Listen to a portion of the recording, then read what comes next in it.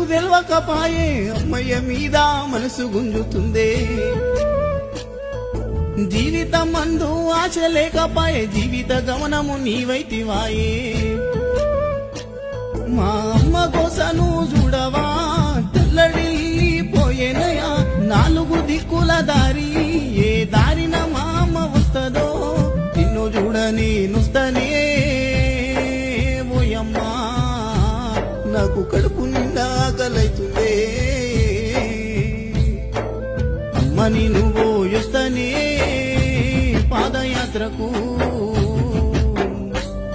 ఓయమ్మని నువ్వు యొస్తనే శబరి యాత్రకు